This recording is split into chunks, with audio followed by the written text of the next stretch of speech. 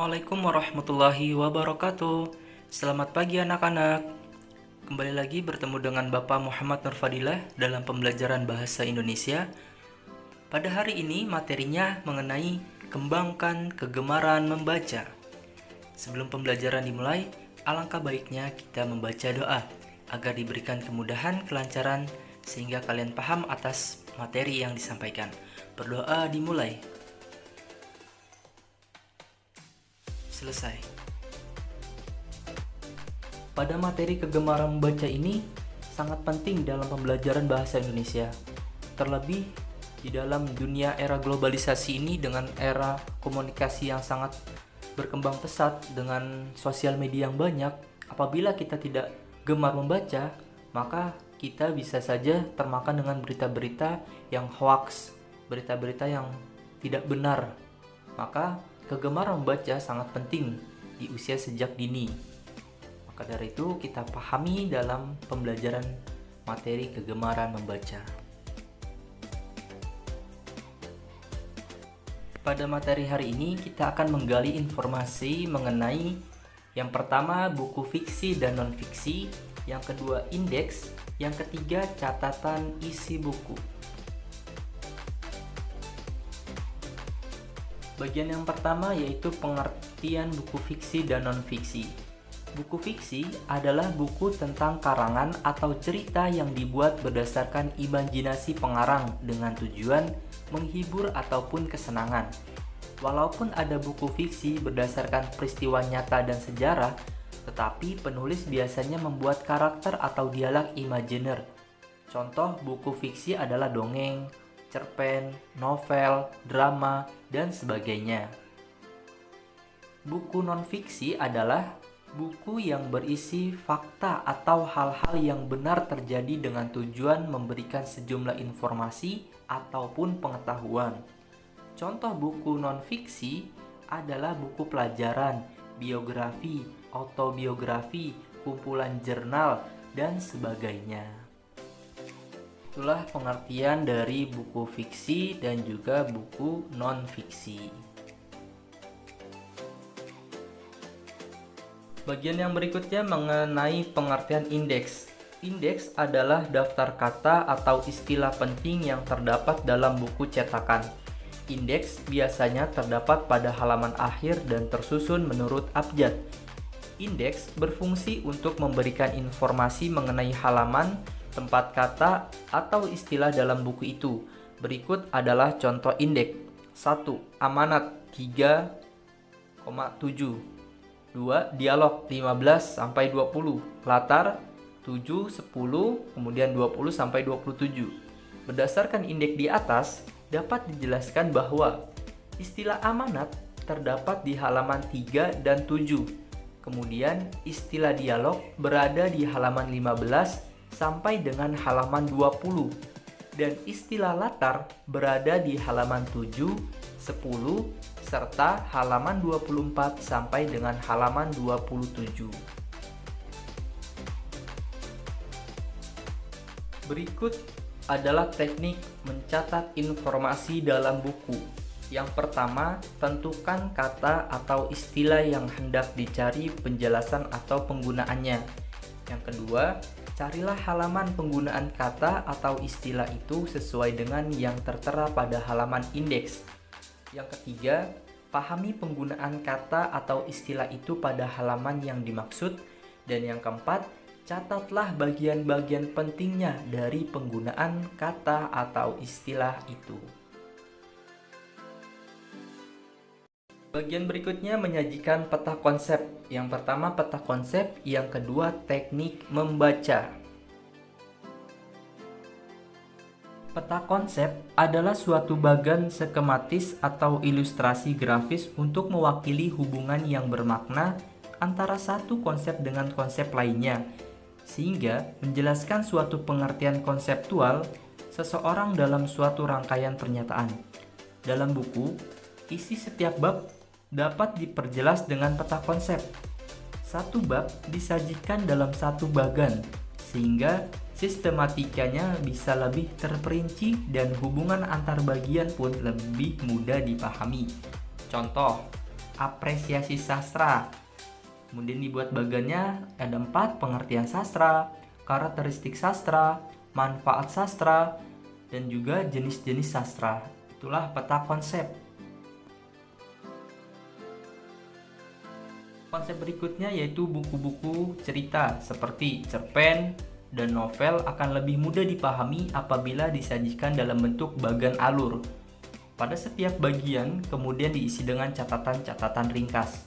Contoh, dibuat seperti anak panah ke atas. Yang pertama yaitu pengenalan cerita, yang kedua penanggalan peristiwa, kemudian terjadinya konflik, kemudian penyelesaian konflik, dan sampai puncaknya yaitu penutup cerita. Itu bagian atau peta konsep dalam cerpen ataupun novel. Nah, sekarang kita akan mempelajari mengenai teknik membaca. Proses membaca cepat dapat dilakukan dalam berbagai teknik. Pemilihan teknik membaca tergantung pada jenis bacaannya.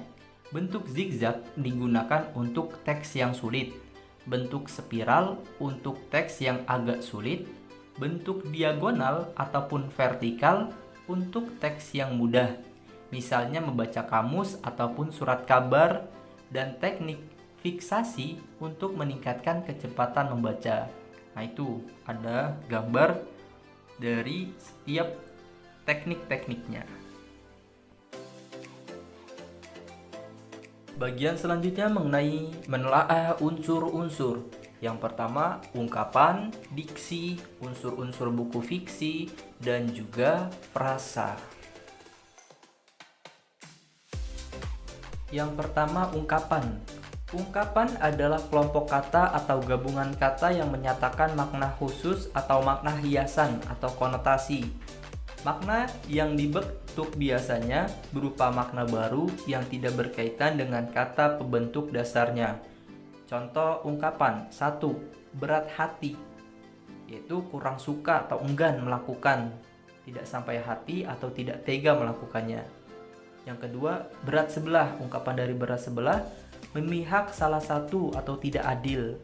Yang ketiga, besar kepala, sombong, bengal, sukar, dinasehati, keras kepala. Yang keempat, besar mulut. Ungkapan dari besar mulut itu adalah suka membual, suka menyombong dengan perkataan. Yang kelima, tangan kanan, yaitu orang kepercayaan atau pembantu utama. Yang keenam, kaki tangan, orang kepercayaan, orang yang diperalat untuk membantu. Yang ketujuh, panjang tangan, maknanya itu suka mencuri. Yang kedelapan, mata-mata, yaitu agen rahasia atau orang yang ditugasi menyelidiki diam-diam. Yang kesembilan, mata keranjang, tidak setia, selalu birahinya melihat lawan jenis. Yang kesepuluh, mata hati, perasaan yang dalam hati, yang dalam perasaannya. Bagian yang kedua mengenai diksi. Diksi adalah pilihan kata yang tepat dan selaras dalam penggunaannya untuk mengungkapkan gagasan sehingga diperoleh efek tertentu seperti yang diharapkan. Contoh diksi yang pertama, pahlawan yang mati di medan perang. Kata mati.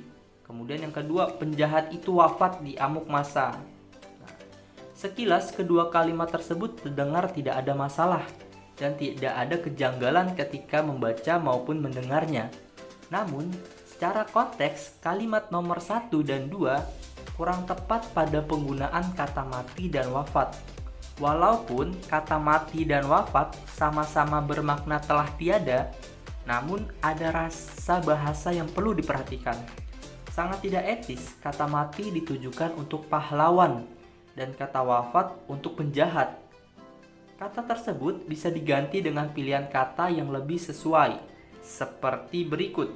Contoh, yang pertama, pahlawan banyak yang gugur di medan perang. Yang kedua, penjahat itu tewas di amuk masa. Nah, dari dua contoh yang di atas dan di bawah bisa kita lihat diksinya berbeda. Yang pertama dia menggunakan kata mati, yang nomor 1 di bawahnya menggunakan kata gugur. Yang kedua wafat, kata wafat diganti dengan kata tewas. Itulah permainan diksi. Seperti itu. Bagian yang ketiga mengenai unsur-unsur buku fiksi. Unsur intrinsik merupakan unsur-unsur dari buku fiksi. Unsur intrinsik adalah unsur pembentuk karya dari dalam. Unsur intrinsik yang terdapat dalam buku fiksi diantaranya: satu, tema, yaitu ide pokok atau inti cerita. Yang kedua, tokoh, yaitu pemeran dalam cerita terdiri atas tokoh protagonis, antagonis, tritagonis, dan figuran. Yang ketiga, penokohan, yaitu ada sifatnya, karakternya, watak yang dimiliki tokoh. Yang keempat, latar, yaitu tempat, waktu, suasana dalam cerita. Yang kelima, alur. Jalannya cerita bisa berupa alur maju, alur mundur, atau alur campuran. Yang keenam, sudut pandang, yaitu gaya pengarang dalam bercerita. Bisa berupa sudut pandang orang pertama, aku atau saya, dan sudut pandang orang ketiga, nama tokoh. Dan yang ketujuh, amanat. Pesan yang disampaikan oleh pengarang bisa berupa amanat tersurat dan amanat tersirat. Bagian berikutnya mengenai frasa. Frasa adalah gabungan dua buah kata atau lebih yang bersifat non-predikatif, tidak berkaitan dengan predikat, misalnya gunung tinggi, kambing hitam.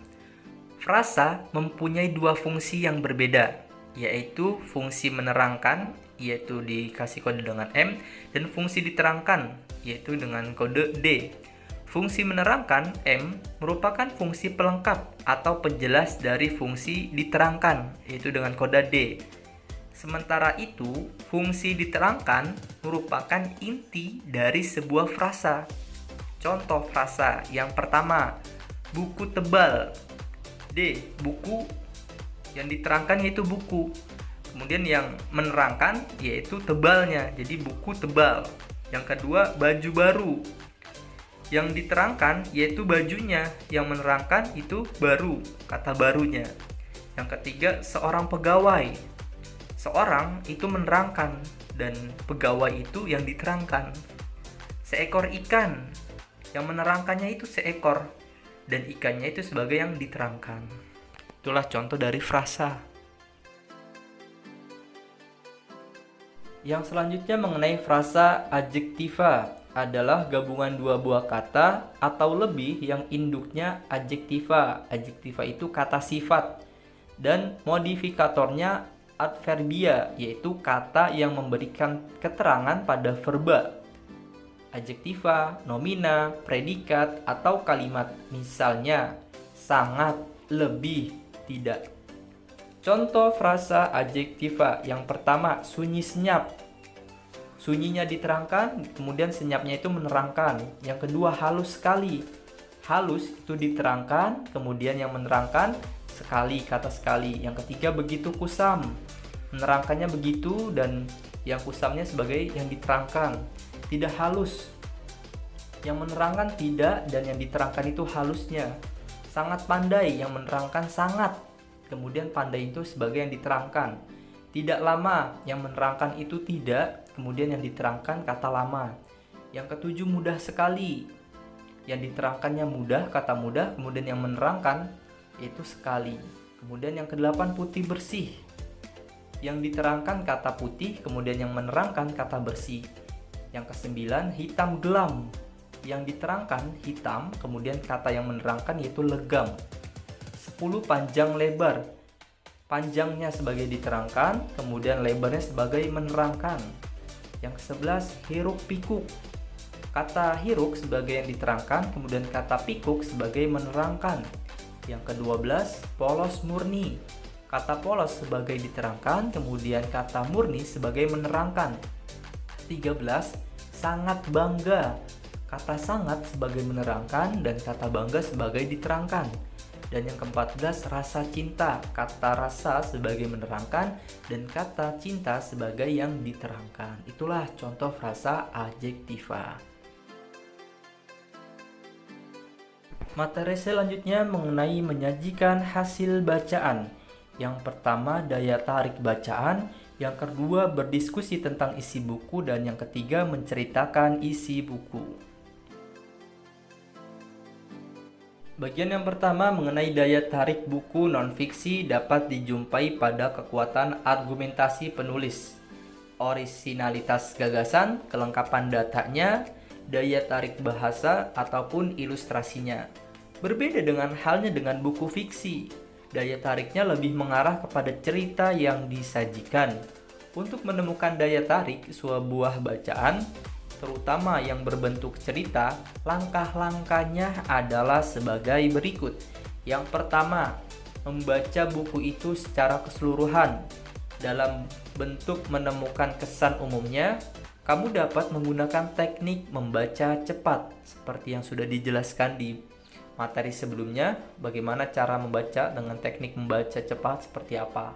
Yang kedua, memahami makna tema, penokohan, alur, dan unsur-unsur lain apabila bacaan itu berupa fiksi.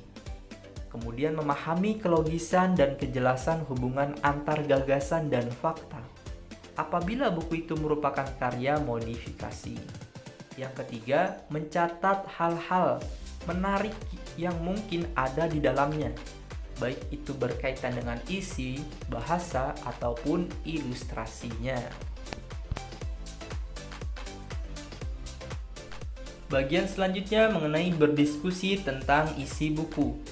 Secara umum, tujuan utama diskusi adalah memecahkan suatu masalah. Buku atau bahan bacaan merupakan sumber yang baik dijadikan sebuah masalah dalam diskusi, termasuk solusi-solusi pemecahannya. Dari berbagai bahan-bahan bacaan, kita dapat menyerap berbagai informasi dan pelajaran yang bisa didiskusikan. Dengan membaca, tentu kita dapat mengumpulkan berbagai informasi dan pengetahuan sebanyak-banyaknya. Kita pun dapat menemukan solusi yang begitu melimpah, termasuk berbagai pendapat ahli, ataupun dapat kita temukan sebagian penting untuk menguatkan argumen kita terhadap suatu persoalan saat sedang berdiskusi. Itulah dengan manfaat dari kita berdiskusi tentang isi buku, tentu akan memberikan pertama wawasan dan juga kita bisa saling menghargai pendapat dari seseorang. Bagian yang terakhir mengenai menceritakan isi buku. Menceritakan isi buku tidak boleh sesuka hati, apalagi kalau sampai menjelek-jelekan, padahal isinya bagus. Misalnya, gara-gara buku itu menyindir kebiasaan kita, atau isinya tidak sesuai dengan keyakinan kita selama ini, atau juga gara-gara buku itu ditulis oleh orang yang tidak kita sukai, lalu kita katakan sesuatu yang tidak benar. Apapun isi buku itu, suka atau tidak suka, kita harus menceritakannya dengan isi yang secara jujur. Nah, dalam menceritakan isi buku, nanti ya kita bisa membaca, kemudian kita ceritakan ulang kepada teman kita yang belum baca dengan garis-garis penting atau poin-poin penting dari bagian-bagian buku tersebut, sehingga orang yang kita ceritakan pun bisa paham tentang buku itu. Meskipun dia tidak membaca secara penuh, kemudian kalian bisa menceritakan buku tersebut kepada orang lain dengan daya tarik kalian, maka orang itu pun akan tertarik ingin membaca secara detail, secara mendalam lagi tentang buku, sebab dari kalian menceritakan secara garis besarnya mengenai buku tersebut. Sekian pembelajaran pada hari ini. Semoga apa yang disampaikan bisa kalian pahami dan kalian mengerti. Apabila ada yang kurang kalian pahami dan kurang kalian mengerti, silakan kalian bertanya. Tetap patuhi protokol kesehatan, selalu jaga kesehatan, dan selalu tetap semangat. Terima kasih. Wassalamualaikum warahmatullahi wabarakatuh.